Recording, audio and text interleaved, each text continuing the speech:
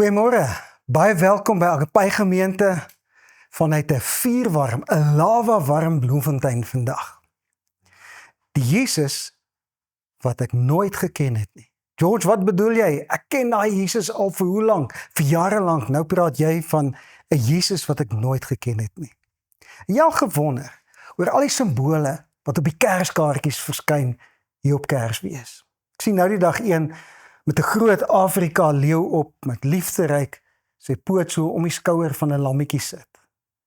Terwyl ek so kyk, te wonder ek, wie was Jesus nou? Was hy die leeu of was hy die lam? Want baie keer sê die Bybel hy was die leeu van Juda. En die kaartjie sê hy was die lam en ons weet hy was die lam ook. Maar ek wil vandag vir jou vra, wie was Jesus regtig? Wie was jou Jesus? Miskien moet ek vra, gee die media vir ons die verkeerde of die regte prentjie van wie Jesus was. Lees ons nie dalk van hom en kyk ons van hom en praat ons oor hom deur 'n bril of deur 'n persepsie van prentjies op Kerskaartjies nie. Vandag gaan ons sonder media brille dieper tussen die lyne van die evangelies lees. En ek sê tussen die lyne lees, dan beteken dit nie ons sit iets by die Bybel nie. Ons gaan letterlik lees wat daar staan. Dalk moet ons vandag vra, wie is hierdie Jesus wat ek nooit geken het nie? Wat het ek dalk al die jare gemis? Anders as die ouers in daai tyd wat kon spog met hulle nuwe babas, moes Josef en Maria skande trotseer in die aanloop van sy geboorte. En dit is so anders wanneer 'n koning gebore was daar 'n groot hoeha, almal was opgewonde, die nasie het uitgesien na die geboorte van hierdie nuwe koning. En hier kom die koning van konings en die pa en die ma ervaar skande. Baie keer moes hulle maar maak asof hulle die spot in die oë van hulle familie en hulle vriende nie raak sien as hulle oor hom gepraat het nie, want jy sien, soms glo ek, het 'n vriendin bekommerd van Maria gevra, Maria, glo jy regtig 'n engel het aan jou verskyn? Jesus se oom Sagaria het die kern van hierdie roeping van hierdie seun so mooi vasgevat in Lukas. En hy sê daar in Lukas, ek dink is 1 vers 73, sê hy, sodat ons gered uit die hand van ons vyande hom sonder vrees sou dien. Belangrike woorde vandag is sonder vrees. Vir jare lank het mense hulle gode vanuit vrees gedien. In daai konteks van daai tyd het mense hulle gode gedien want hulle daai gode gevrees. En hier land hierdie eerste profetiese woord na 400 jaar van stilte tussen die Ou en die Nuwe Testament waar geen profeet gepraat het nie. Land hierdie woord wat sê, ons gaan ons God hierna sonder vrees kan dien. Is daar dalk 'n klein stukkie in jou hart waar jy hom nog uit vrees uitdien? Vrees vir die hel, vrees vir straf, of kan jy hom sonder vrees dien? Tog het Sagaria, terwyl hy hierdie profetiese woord gebring het, nie die proses of die pyn verstaan wat so 'n paar mense so gehad het in hierdie proses van sy koms nie. Op die trappe van die tempel kyk die profetiese oë van 'n man met die naam van Simeon heel wat dieper toe in Lukas 2 vers 34 die volgende sê. Hy sê, kyk, hierdie kindjie is bestem vir die val en die opstaan van baie mense in Israel. As 'n teken wat betwis word. Nou, gewoonlik glo jy in 'n koning, hier sê hy, hierdie man gaan betwis word. Vers 35, sodat die bedoelinge van baie mense aan die lig kan kom. En hier kom die snykant van hierdie profetiese woord, en wat jou, Maria, betref, 'n swaard sal deur jou siel gaan. Wat 'n skokkende woorde vir Maria. Wat 'n skokkende woorde, wat 'n geweldige prys dat die seun, die koning van die koningsaarde te kom en 'n swaard gaan deur die siel van sy ma. Klink so anders as hierdie happy Kersfees prentjies wat ons die hele tyd sien. Jy sien in kontras met al hierdie kerskaartjies, sou Jesus nie lewe op aarde eenvoudiger of makliker kon maak nie, en die volk het geglo, die koning van die Jode gaan kom, hy gaan ons verlos van die Romeine, en alles gaan makliker word. Jy Christenis, jy al agtergekom. Dis nie 'n towerwoord nie. Alles word nie noodwendig makliker, eenvoudiger, wanneer jy hom aanneem nie. En dan wonder ek en jy, wat is fout met ons? Ek gaan vandag vir julle antwoord gee. Jy sien, bekommerd het Maria die eerste vraag in die engel gevra, nadat hy met haar gepraat het oor die Messias wat gebore gaan word. Sy het hom die volgende gesê, maar ek is dan 'n maagd, ek het nie eers 'n man nie. Nou, in 'n gemeenskap, waar die ma van 'n buiteegtelike kind gestenig kon word, kon sy stil bly oor 'n engel wat met haar gepraat het. Maar die swangerskap kon sy nie vir lank wegsteek nie. Sy het geweet, op 'n stadium gaan die mense vra. En haar enigste anker, Josef, haar verloofde, maak in die geheim planne om van haar te skei, want hy sê, ek wil eerder van haar skei, as om haar te beskuldig van hierdie buiteegtelike daad, want dit kan haar lewe kos. En toe help die engel hom reg en sê, hey, Josef, moet haar nie, met die mooi Afrikaanse woord, abandon nie, staan agter haar, dit kom van my af. En dan wend Maria tot die enigste persoon wat haar sou verstaan, haar tannie Elisabeth. Dis die vrou van Sagaria, oor wie ons net nou gepraat het. Hy was die hoëpriester van Israel. En julle ken die storie, hy is die pa van Johannes die Doper, julle ken hy storie, waar sy nie kon swanger raak nie, en die engel het met hom gepraat, en toe raak hy stom, tot die seun gebore is, en toe sê hy moet hom Johannes noem.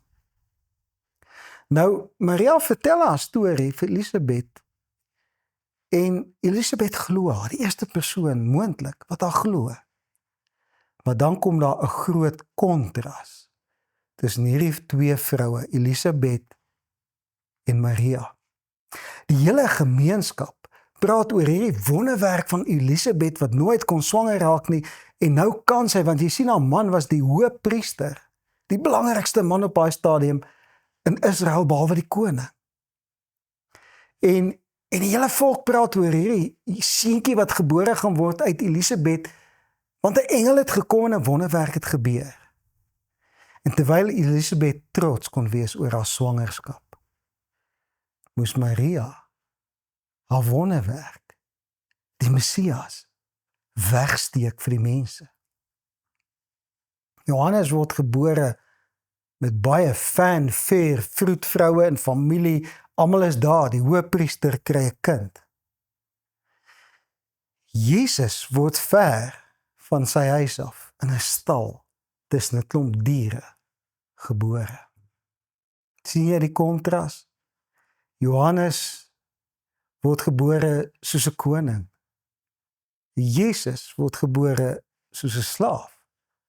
Maar hy is die koning van die konings. Wat is verkeerd met hierdie storie? In ons oë is dit nie hoe 'n koning wêreld toe kom nie.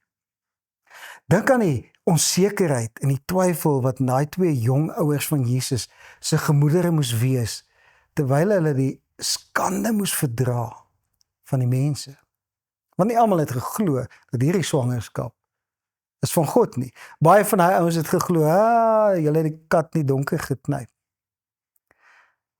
En die koning van die konings word gebore in 'n atmosfeer van skande wat sy ouers ervaar het.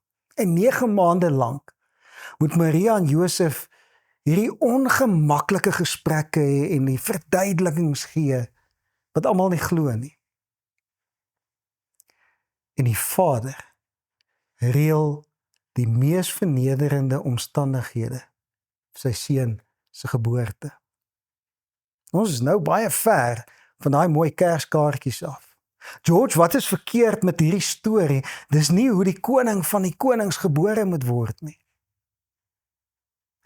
Jy sien, op daai tyd was buiteegtelike kinders met misnoë hanteer, en onthou die grootste gedeelte van die volk het nie geglo hy is die seun van God nie. En jy sien dit toe hy sy eerste preek preek daar in Nazareth waar hy gebore was in die sinagoge en hy sê ek is die Messias, toe wil die mense sê nee, jy is dan die seun van Josef, toe wil hulle hom by 'n kraans afgooi.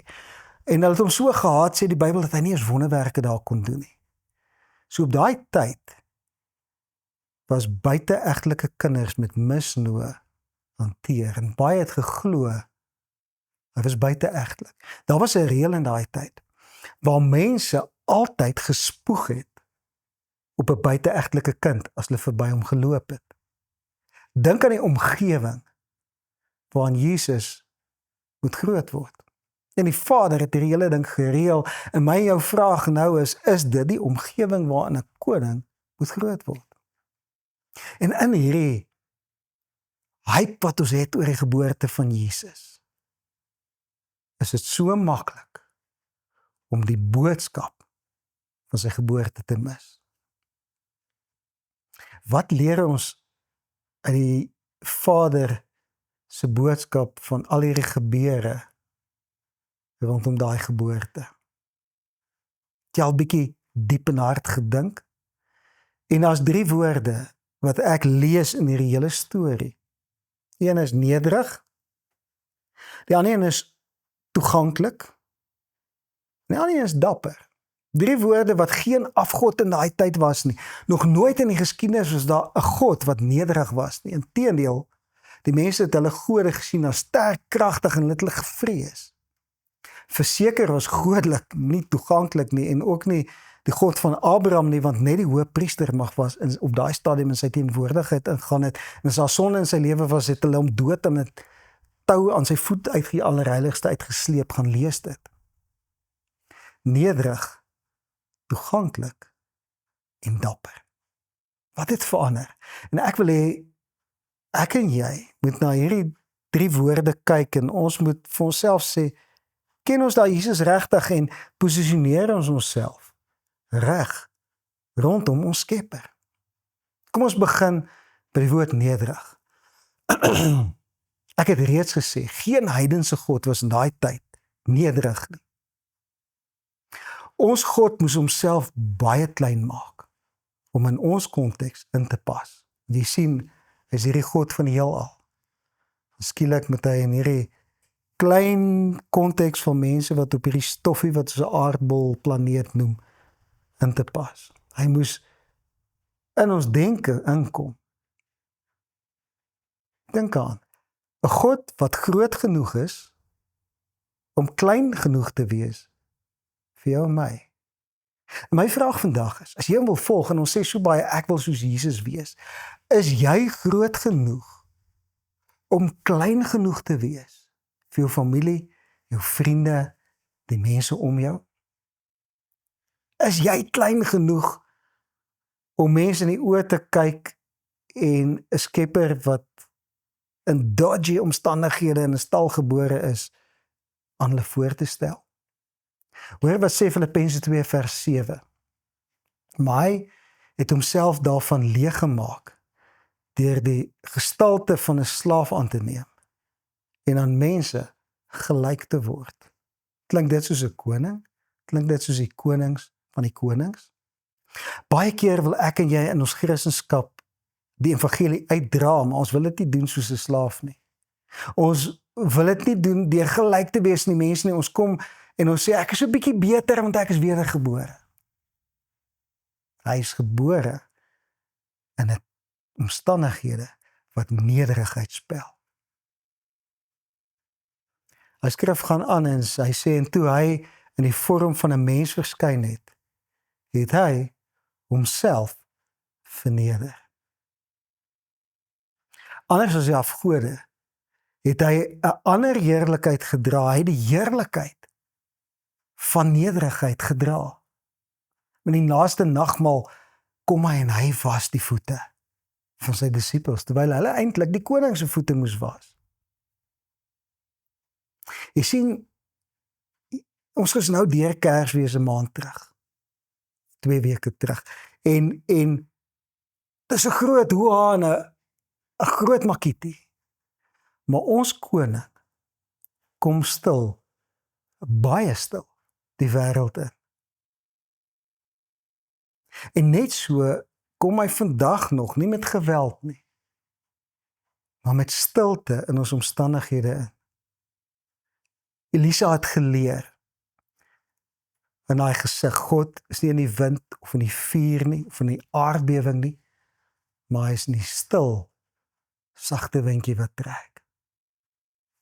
Vir 'n oomblik in daai tyd verlig die hele hemel en 'n engelekoor sing. Dit lyk soos vuurwerke. Maar nie voor die Sanhedrin of die parlementsgebou nie. In die veld vir 'n paar herders. 'n klomp nobodies sien die wonder van sy koms in volle glorie. Is dit hoe 'n koning die wêreld inkom? Jy sien op daai dae was herders die laagste van die laagste ouens. Hulle mag nie eens in die tempel ingegaan het nie, hulle moes nie voorhof bly. Almal het neergekyk met hulle en niemand het op hulle geglo nie, want die mense, julle dink, sit net daar in die veld en dink stories uit. En hier kies die Here om hierdie skouspel vir herders te wys. Baie keer wil ek en jy 'n somebody wees om die evangelie uit te dra. Maar hier verskyn die Here aan 'n nobodies. Hanteer jou gemeenskap jou dalk soos 'n nobody. Voel jy dalk, ek's 'n nobody. Almal kyk my mis. Hoe kan ek ooit vir die Here iets doen? Ek's 'n nobody. Die Here kies om voor die nobodies te wees. Jy's dalk al in 'n gevorderde leeftyd en jy sê, ek is al 'n ou mens, wie gaan my glo? Ek het nie meer invloed nie. In hierdie lewe waar ons leef vandag, lyk dit vir my as jy 35 is, dan dink jy millennials al jy's oud en jy het niks om te sê nie. En dit bring my by die volgende woord wat die Here skets met hierdie hele gebeurtenis van hierdie geboorte van die koning. En dis die woordjie toeganklik. Jy sien in daai dae was vrees die primêre emosie waarmee gode genader was. Almal het in vrees na hulle afgode gegaan. Jy sal onthou in die tyd van Elia toe die vuur geval het die Baal-profete hulle self gesny met messe dat hulle God hulle net kan raak sien. Die Jode het vrees en aanbidding met mekaar geassosieer. Op 'n stadium het een man net gevat aan die ark toe die ark van die Waal wou val om hom reg te help en die val en mors dood neer. In die Ou Testament het God 'n mantel van vrees gedra.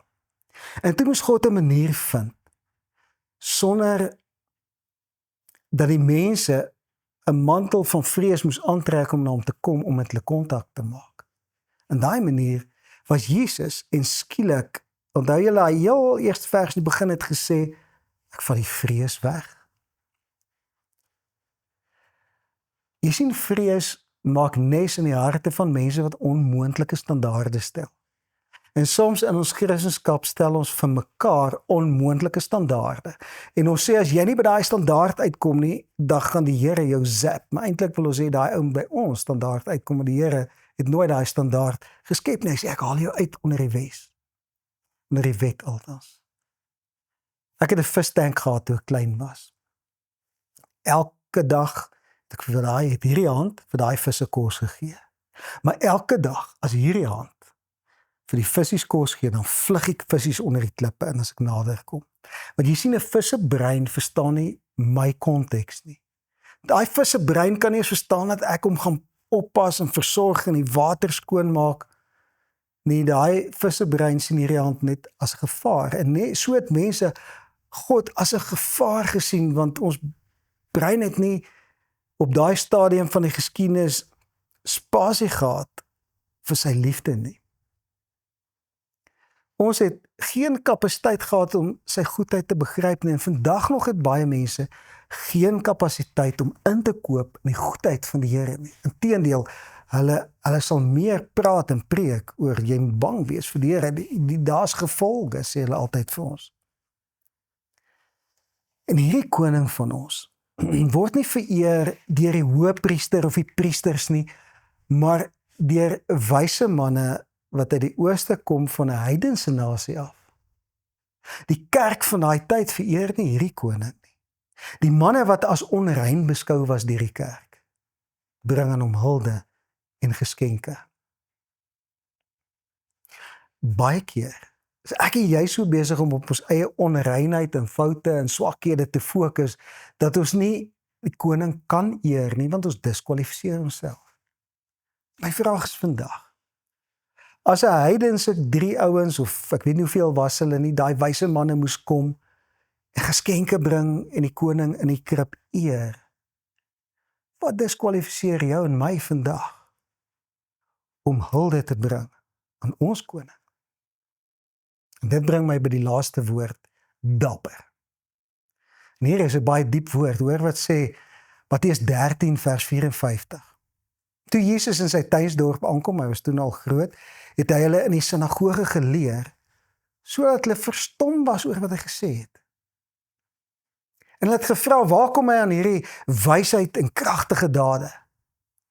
En dan in vers 55 sê hulle, is hy dan nie die seun van die skrynwerker Josef nie? Staan sy moeder nie bekend as Maria en sy broers as Jakobus, Josef en Simon en Judas nie? En woon sy susters nie almal hier onder ons nie? Waar kom hy in al hierdie dinge? Dan vers 57, en hulle het aanstoot geneem aan hom. Julle ken die storie, hulle wou hom by 'n hoogte afgooi en stenig. Sy eie mense het hom skepties gegroet vanuit die hoogte. Maar hy was die koning van die konings. En hoeveel keer is ek en jy skepties oor ander mense? Hoe dapper moes Jesus nie gewees het om te staan en te sê, ek is die koning van die konings, terwyl almal aan hom getwyfel het nie. Dalk moet jy sê vandag, ek is 'n seun of 'n dogter van die koning, al twyfel almal om jou, in jou. Dink aan daai eerste nag in Bethlehem. Dink aan die hart van die Vader. Hy kyk af uit die hemel uit en sy seun, die koning van die konings, lê in 'n vuilkrib tussen die diere. Ons geloof is met dapperheid geplant. Die dapperheid in die hart van die Vader om te sê, ek gaan my seun soos 'n slaaf aarde toe laat kom en ek gaan glo dat hy die mense kan verlos. En ons geloof het in nederigheid begin. En dit is die atmosfeer wat die Vader soek in die harte van elke Christen. Is 'n nederige hart. Daai woord nederig beteken nie klein en onbenullig nie. Ons Suid-Afrikaners dink nederigheid sê ek is onbenullig. Nederigheid beteken nie onbenullig nie. Dit beteken onderworpe. Dit beteken ek onderwerp my aan iemand groter as ek. Ek versprei die evangelie deur te dien. Ons Messias het voete gewas. Ons wil almal wonderwerke doen. Maar wil ons regtig voete was? En dan is daar die enigste vraag wat oorbly. Ek wil stop met hierdie vraag. Hoe lyk die harte van die mense wat hierdie koning wat so die wêreld ingekom het, moet volg? Ons gaan in hierdie reeks oor die Jesus wat ek nooit geken het nie, diep ingrawe in 'n paar konsepte in sy lewe, en jy en ek gaan agterkom, ons het 'n Jesus geglo wat die media aan ons verkondig het, of ons kinderbybels, maar nie regtig wie die Bybel sê hy was nie. En jy vandag vir my vra, hoe lyk hierdie harte? Sê ek hierdie harte, wat die koning kan lief hê, het 'n kleed van nederigheid aan. Waar is jou kleed van nederigheid? Hierdie harte is harte wat dapper is. Al glo niemand in jou nie. En ek wil jou vandag in die oë kyk. Ek wil jou sê, jou God is toeganklik. Jy hoef hom nie met vrees te dien nie. Daai era is verby. Die era wat vrees tussen ons en hom gestaan het en gevolge is verby. En ek wil vir jou sê, as jy Christen is, hou op om mense te vervolg wat 'n fout maak. Geef hulle liefde. Want jou en my koning het ons lief gehad, soos hy sê Paulus, toe ons nog sondaars was. Hou op om almal om jou reg te help. Sê vir hulle, hey, ek like jou, ek het jou lief. Hou op om te sê, ek sal hom kan grootmaak as ek eendag goed genoeg is. Jy's vandag goed genoeg, want hy het gesterf vir jou. En dan word groot genoeg om klein genoeg te kan word. Dit beteken, bou daai selfbeeld van jou, dat jy sterk genoeg is om nederig te kan wees. En jy sal 'n diepte van liefde in jou hart ontdek, wat aan jou lewe betekenis gaan gee. Ek wil vandag vir jou bid, en ek gaan nog iets sê nadat ek gebid het, maar ek wil jou vandag oplig voor die Here, dat jy kan sien wie jy is, en wie hy was. En ek wil jou motiveer om saam met my hierdie pad te stap, totdat ons hierdie Jesus leer ken het, wat ons nooit geken het nie. Al is ons al lankal wedergebore. Vader, ek wil elke persoon wat na my geluister het vandag, seën met krag in die hoogte. Met 'n nederige hart, wat groot genoeg is om klein genoeg te raak. Met 'n gemoed, wat die toeganklikheid van hulle God besef. En met die dapperheid om nader te staan en te sê, Here, hier is ek. Whatever it takes. Ek is hier om naby aan U te kom. Nader is naby. Ek eer U daarvoor in die naam van Jesus. Ek wil jou uitdaag, stap hierdie pad saam met my, en dan wil ek jou vra, gaan na agape.co.za. Daar is die getikte notas. Die getikte notas het meer in as dit wat ek gesê het hier. Maar jy sien, die eerste stap om 'n woord te plant in jou hart, is om dit te onthou. Gelykenis van die saaier sê, die voëls die saad gesteel. As hierdie saad gesteel word deur wat ook al in jou hart, is dit gone. So, gaan na ons website toe, gaan lees hierdie woord, haal dit uit mekaar, oordink dit, en groei saam met my. So as hierdie jaar van 2025 kan ingaan, met 'n nuwe Jesus. Of laat ek dit so stel, met 'n ou Jesus wat ons ken, op 'n nuwe, vars manier, aligned met wat die Bybel sê. Kom ons hou op om ons Christendom op kerskaartjies te bou, en kom ons stap nader vandag. Dit kos guts, maar kom ons doen dit. Sien jou volgende week, selfde plek, selfde tyd. Ek vra jou mooi, deel hierdie woord op WhatsApp of wat ook al, op jou Facebook met almal om jou, want hierdie woord moet ons nasie hoor. Ek glo dis tyd dat ons nasie hulle sterkte ontdek, God se liefde in kan inkoop. Mooi loop, sien jou volgende week, selfde plek, selfde tyd. Elke oomblik behoort aan jou, leef dit voluit.